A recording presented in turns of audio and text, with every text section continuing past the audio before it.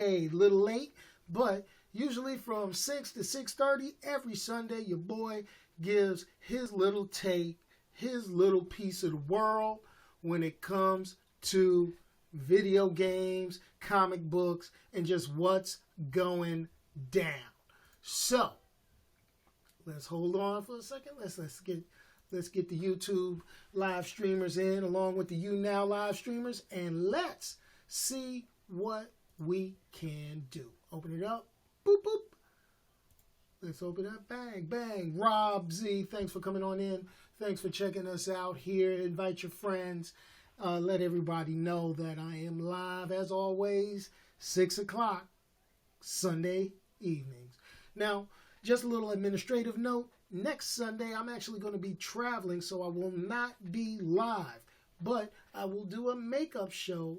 Let me say it again. I'm going to do a makeup show on Monday, not this Monday, the following Monday after I get back from my little trip. I have to do another little trip, and we're going to make that work any kind of way. So, people trying to figure out, say, well, what's going on? What's the word? What are we trying to do here? Well, I had a chance to see the new DC animated feature, The Killing Joke. Now, The Killing Joke, people took a look at that, and now years ago, when that book came up, it was real controversial. They have this thing going on in comics that they call women in refrigerators. And that's where they always put a female character, whether it's a supporting character or even a primary character, in a very precarious predicament. And, you know, it's been complained about because you have women superheroes, but they treat women superheroes, you know, not as good as their male counterparts. So, this is what went down with The Killing Joke. Now, I read the original book. The original book came up with a couple of things. Now, if you have not seen the animated feature or have not read the original Batman novelization book, go to your bookstore, rent it digital on demand, and check it out for yourself. Now, I will say, spoiler alert. There's going to be some spoilers when I talk. So if you're not down to catch the spoilers, then, you know, I suggest you cover your ears, do the la la la la la la la thing, and we'll go at it from there. So, let's go ahead and put this out right now. So, The Killing Joke is like the quintessential Joker versus Batman novelization. One of the things that people don't really get is the Batman-Joker dynamic. We all know from watching movies, from watching cartoons and television that they're mortal enemies. They're always the yin and yang. It's, you know, Batman is like, I'm Batman and I gotta stop the Joker. And the Joker's like, you know, and all this. Nobody kills the Bat but me. That type of stuff. And, you know, thanks to Heath Ledger, you know, the lipping and the lip licking and all that stuff. But anyway, The Killing Joke really was a part of Batman history because when it first came out, it left everybody thinking, did Batman kill the Joker? And that was something that it was because of the way the story was drawn and the panels were, and the fact that it was one of those stories that was like, boom, in your face. You had Batgirl getting crippled, shot, spine shattered. Then she was molested. Then her dad was subjected to torture, you know, and Batman and all this other stuff. Now, let's fast forward to now. There was a big fight, big thing going on. Big like, woo, when it came to putting that story in an animated feature. Because the subject matter of The Killing Joke was pretty much, I mean, it's R-rated. It's not for kids. It's not something that you're going to put little Billy in front of and be like, oh, watch Batman. No. The Killing Joke, you know, when I looked at that comic book, I was a lot younger than I am now, but I looked at that comic, I was like, ooh. I was like, ooh, that was off the chain. I was like, no, they didn't. Oh, ow. Ooh, you know, I didn't, you know, because that's the thing about comic books. Back in the day, comic books were all hope and, you know, bad guy beats good guy. I mean, bad guy gets beaten by the good guy. No death, no, you know, it's just pow, bang, both them. Not when the Killing Joke came about. So when the Killing Joke came about, it was like, boom. I was like, oh, this is awesome. So to hear that was going to be an animated feature, and then they got the classic, iconic Batman voice, Kevin Conroy. Then they got the classic, iconic Joker voice, Mark Hamill. Then they got the classic Batgirl, and, you know, even though Harley's not in the movie, she plays Harley Tara Strong. They were like, bam! Oh, they got the all-star cast on here. So my hype level got up there. Now, DC, Warner Brothers, or whatever you want to call it, they thought about this. They were like, you know, do we really want to put this on animated? And then they went through it, and then boom, they made the animated feature. Now, it premiered last week, and I was like, okay, let's check this out. So I peeped it out, and there were a few things good about it, and there were a few things kind of like, I like the way that they kept pretty much to the source material. But it left a lot of issues when I looked at the video as compared to the book. Now, I'm not going to dig into the book, and I'm going to tell you, pick up the book, read it. You can catch it on Amazon, go to your local comic book store. But I'm going to tell you the things on an entertainment-wise with the video that just didn't sit right with your boy, especially when Warner Brothers and DC Comics animation is usually at this level. A lot of other animation is down here at this level. Marvel, you know, I've been doing it like that. And other companies, they're down this level. Killing Joke somewhere falls in here somewhere, in the middle.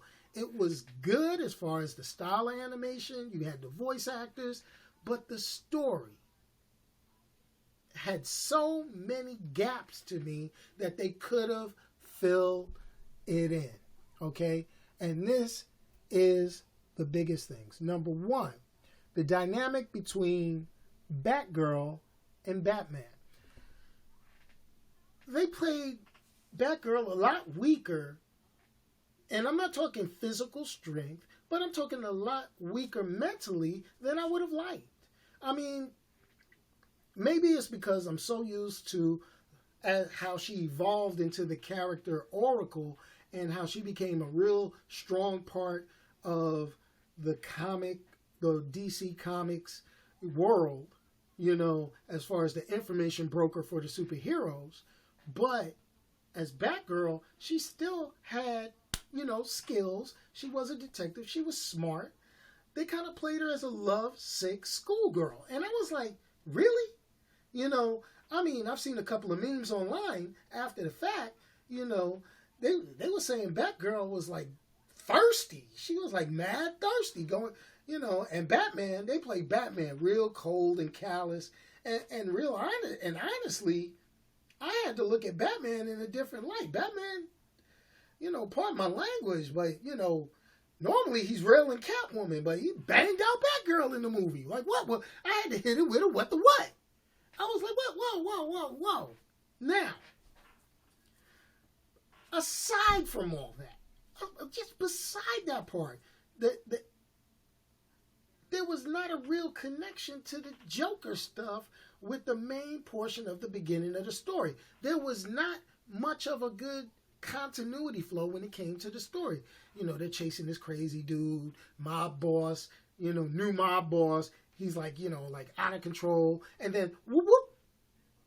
Now we over to the Joker and a possible, and I'm going to say this, possible origin story for the Joker, because it's not confirmed that he was a comedian or anything like that. But that's comic books. They retcon stuff all the time, change stuff. Heck, DC Comics in the past 5 years, they're on like what, their fifth thing. Now it's Rebirth. It was New 52 before that. It was Flashpoint before that. So, you know, they're going to flip and change all sorts of stuff. Anyway, now, let's get to the part of the story that really got me just wiped out, just whacked out. And that is, I don't mind torturing Commissioner Gordon. I don't mind him opening the crazy circus and killing cats with the smiley face. That's typical Joker. I don't mind the possible origin story of the Joker. Okay, that's cool. That makes sense. Now, this is the part that got me all messed up, is when Batman finally gets to the Joker to save Jim Gordon. You know, it's like, I looked at it, and I'm like, okay, you know, first of all, they played Jim Gordon like a poo. You know, like he was weak. I mean, this is Commissioner Gordon. Right? Commissioner Gordon ain't no punk anyway. But they treated him like a punk in this one. Okay, now let's get to the final confrontation between Batman and the Joker in the movie.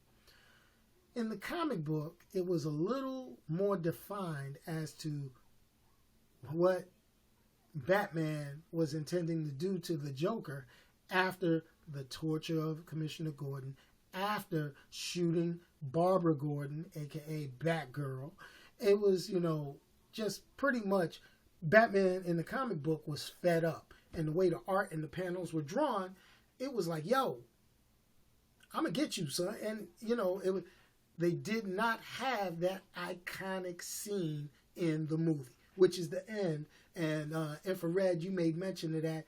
The end was the problem. Okay. Now, this is the thing. The comic book did not go all the way. It just implied Batman had killed the Joker. That's what you got to look at. In the comic book, you know, it was one of these numbers. You know, Batman had him by the throat, and the joke was told, and then it was ha ha ha ha ha, and then it faded to black. They had the little black panel, and it made you think Batman had killed the Joker. Okay? In the video, they didn't go that far. That was the one missing piece for me. Okay? That was the one missing piece. So, what I like to do is, I know you guys peeping me out live here on You Now. Check out the replay of this on the YouTube channel, and I would like to hear your comments and find out what is up, what you thought from the ending. Please put it in the comments on the YouTube channel. And if you really want to know what the YouTube channel is, remember, bam, going full nerd. You like the way I did that? I know you did. I know you did. So, pretty much, Batman the Killing Joke, what do I give it? Scale of 1 to 5. Your boy gives it 4 nerds because, hey, it was still not a bad movie. I, as a comic book fan, just have issues.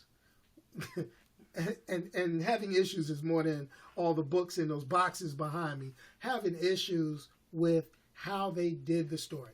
Now, don't forget, Warner Brothers and DC Animation has another chance to take a highly controversial comic book storyline and make it into a video. They're going to do the Teen Titans, the Judas Contract. That is, woo! I'm going to put it to you like this. Teen Titans, the Judas Contract is another controversial storyline because, yeah, let me give you a little fist pound on that, Blizz. Bam!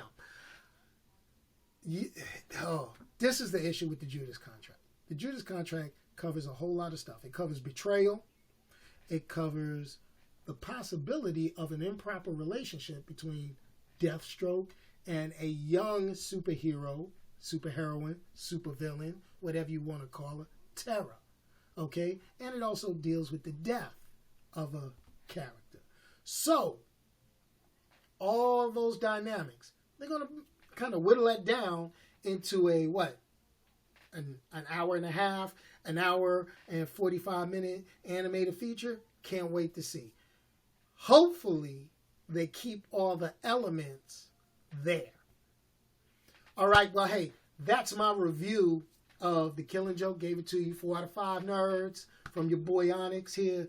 And I'm going to open up the last little bit of the show for the last 5 minutes down to questions. So if you have any questions here on You Now, please put the question up on the screen, and I'll do my best to answer it.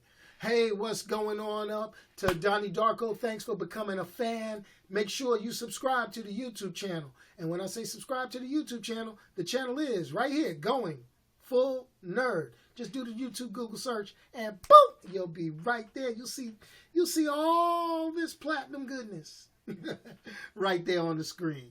And that's how we're going to make it go ahead and do. Should you go to the beach or the pool? I'm going to tell you like this. Is it lightning outside? If it's lightning outside, you might want to go to the beach. If you're going to ask me a question like that, come on, man. Did you miss the origin of the Joker? Not really. I mean, the thing is they went through the origin of the Joker in the video, but that's one possible origin.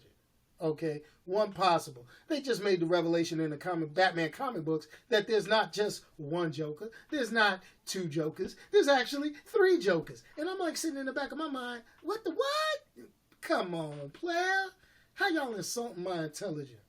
But that's comic books. It's fantasy. That's what they can do. That's how they make it work. So anyway, hey, appreciate everybody tuning in. Remember, every Sunday, 6 p.m., give or take a minute, tune in here on You Now. Check out the YouTube channel. We got one more question. We got a question. What's the question? Donnie Darko on the You Now channel. What is the question, sir? Come on, let's make it right. Let's make it right. Dead air. I can't hear you. Right, and in all actuality, they had the Red Hood element inside of this possible origin of the Joker. And I'll put it this way, that Red Hood element, they played it, at one point Red Hood was a gangster crime boss. At one point, Red Hood was just a puppet, pretty much. Not a physical puppet, but just a identity like they did in this video. So, it is what it is. Whew. You think I talked enough, guys? I think I have. So, hey, that's it. Check out the replay on the YouTube channel. Going Full Nerd. I got to remember how to do Going Full Nerd. Okay. Donnie Darko got at the end of Deadpool him saying Cable. I really don't know if that's going to come to fruition. Not really doing all that. Let me see. Pretty much, I mean, that perks up the X-Men fans big time to hear about Cable and Deadpool and all that good stuff. But that still doesn't, bring up the fact that Fox has really effed up the X-Men franchise, and the stories just really don't coincide with any of the comic book history. And so I really love to see how, get that going. Okay, Infrared, you get ignored for that Warframe reference. Red Hood Gang as a movie, trash or nice? I would say if you're going to do Red Hood in a movie, you got to do the Jason Todd version. And you got to have it as a good anti-hero along the lines of how they did the Deadpool movie. Not breaking the fourth wall or the comedy, but keeping it serious and a lot of clack, a lot of violence, R-rated, definitely no kids involved. They may do a Wolverine and Deadpool movie. I don't think that'll happen until they get the new actor for Wolverine. Hugh Jackman is pretty much on the end of his ropes. That's all I'm saying. But anyway, everybody, that's it. Cutting it all off. Your boy is out of here. I got to keep these short, so I'm out of here. Remember, do something positive for somebody. Make somebody else feel good in their day. You can joke, you can laugh, you can play. But in other words, do something good from your heart for somebody else. I'm out. Peace. Just like I used to say in Periscope, hit the hearts as you hit the door. But right now, what I'm going to say is throw up the likes. Go ahead, pop a couple of champagne bottles, and boop, boop, I'm out of here. Maybe that worked? Maybe? Remember, comments, YouTube channel. Let me know what you thought. Peace.